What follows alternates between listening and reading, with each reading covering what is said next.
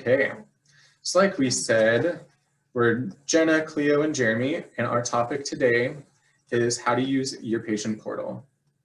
Alrighty, we know about the importance of the patient portal because of this whole coronavirus and healthcare systems are all moving online. So I know during the beginning of the virus that we had most doctors' visits only be online and through online resources because it was really hard to come inside of the hospital. We know that all of these agencies are all moving towards being online, which is harder for some of our older seniors, which technology isn't the best. So it's important for patients to keep up with these advancements and how everything is moving so quickly. So you are able to receive the best possible care and you are able to see your results online and see what's when your next appointment is. So one of our statistics is that online seniors comprise about 67% of the online population. It's a very large population. It's very important that we have this knowledge and this background. So we're going to move on to the next slide. You might be asking, what is your patient portal? It's a secure website, usually with Kaiser, Sutter, Dignity Health, and Davis. And this website helps you access your healthcare information and medical records. So here you can see when your next appointment is, you can have a Zoom call with your doctor. You can talk about different things, see your lab results, your x-rays. So some of the things you need to remember is that you need to create a username and a password to log into your patient portal, and only you have access to this website. So as long as you keep your username and password a secret, it is all personal and private to you. So then we'll have Cleo explain some of the different aspects of your patient portal and some of the different things that you can look and see in it. Hi everyone, I'm Cleo. So I want to talk about what services are available to you once you log on to your patient portal. The great thing is you can do just about anything on your patient portal that you would normally be able to do if you were to call your doctor's office or go in for a visit, but it's all at your fingertips. Especially now, like Jenna was saying, coronavirus is a big concern. People don't really like going to the doctor anyway to begin with, but especially now that everyone is isolating, it's a great service to take advantage of.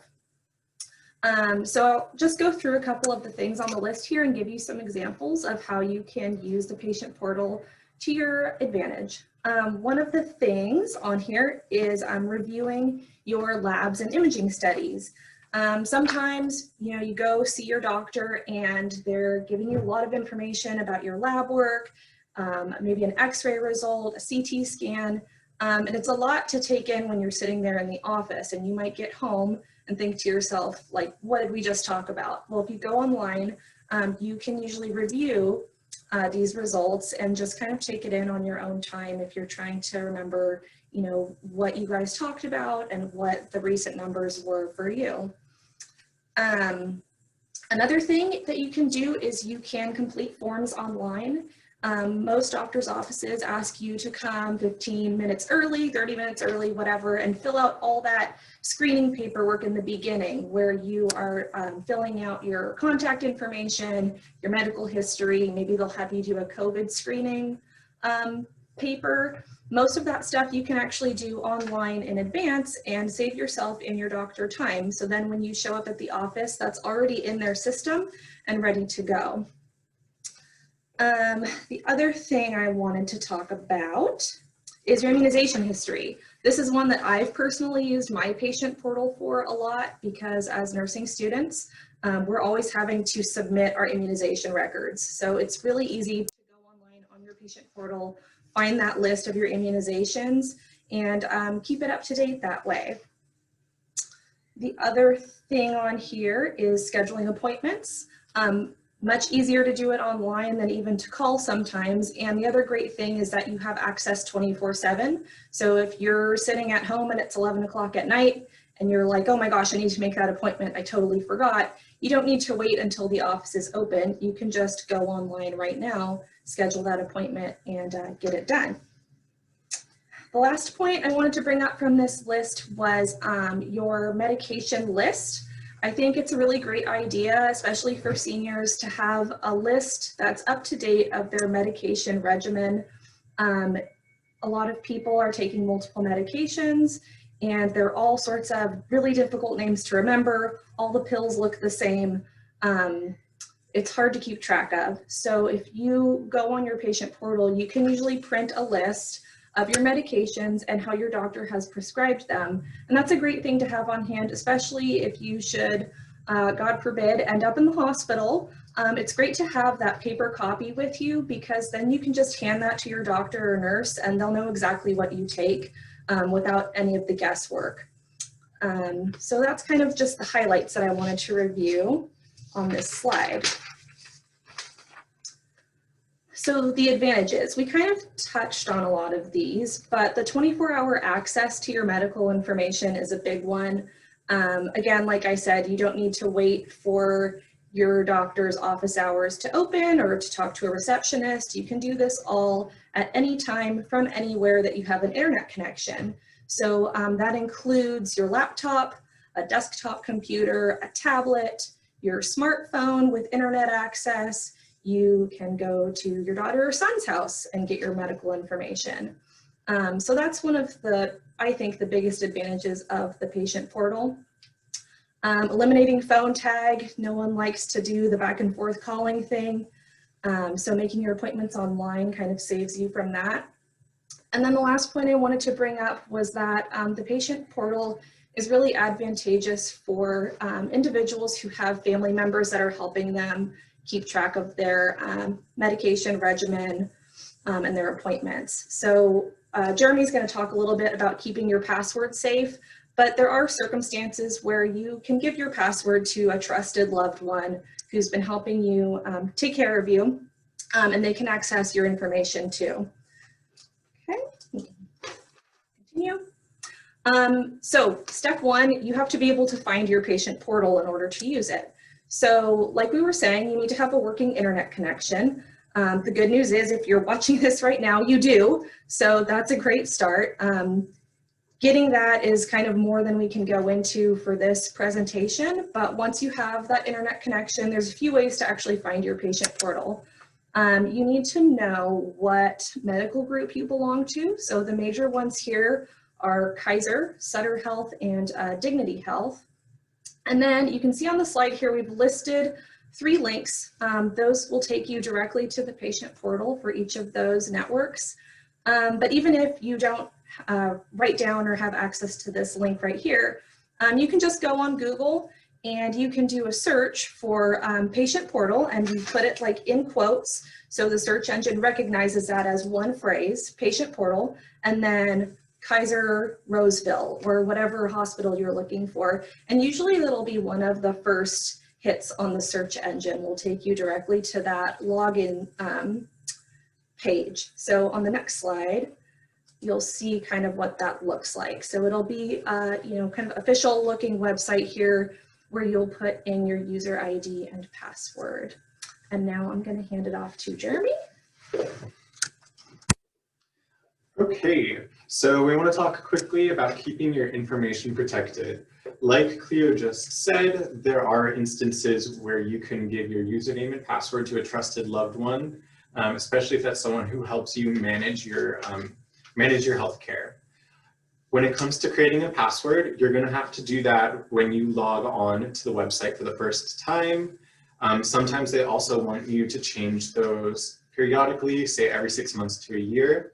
And finally, you will want to change your password if you ever discover that your information is no longer secret, if that password got out.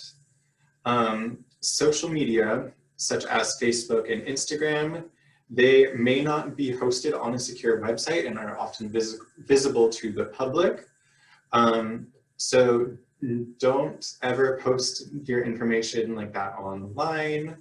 Apps on your smartphone, you only want to download apps from a trusted source. So Kaiser, for example, does have a phone app that you can access your patient portal through. Sutter likely does as well. As long as it's an app from the healthcare network itself, you can trust that. But you don't want to just trust a random app that you find, especially if it seems suspicious. Some other keys to keeping your information protected is that your healthcare provider should not ask for your username and passwords. That should be a secret. If you ever receive a phone call, especially from a number you don't recognize, or an email from a number that you don't recognize, requesting your logon information, do not give them your logon information. And in fact, you should try to report those to the proper agencies if you have the opportunity to do that. We do have some helpful videos here. Let's see how we're doing on time. We're doing pretty good on time. We could look at some of them really quickly. These are from Sutter Health and Kaiser Health, showing you how to access and create your patient portal. These links will remain a part of the presentation, which is going to be posted to the Rolling Oaks Facebook page if you ever need to go back for your reference to reference these videos. Let me just click on that now.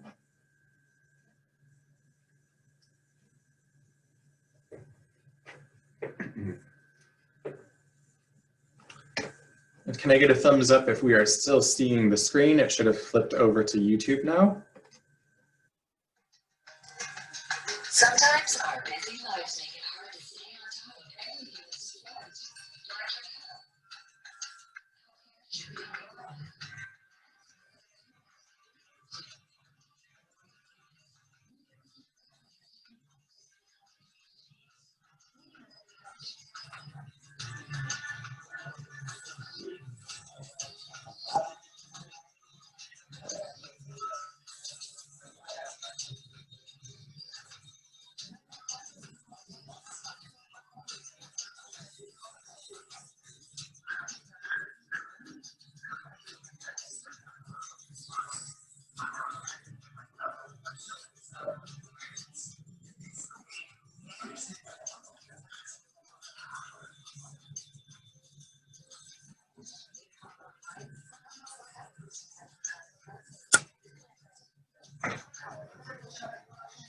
We're not seeing them. Oh, we're not?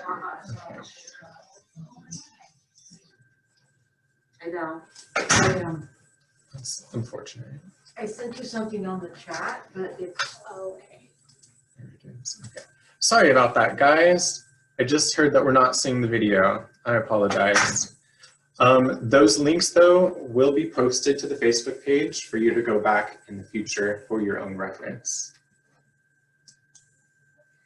Final thought, when you are making a password, you don't want it to be something common, such as your name or your birthday, or a common phrase. Try to use both upper and lowercase letters, numbers, and if allowed, you can also use special figures such as exclamation marks, ampersands, etc.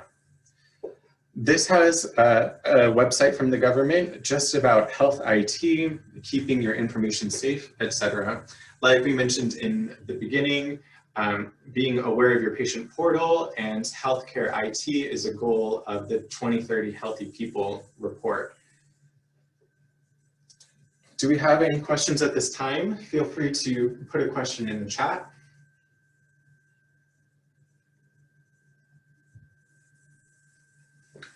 Pull up the chat here. Let's go back.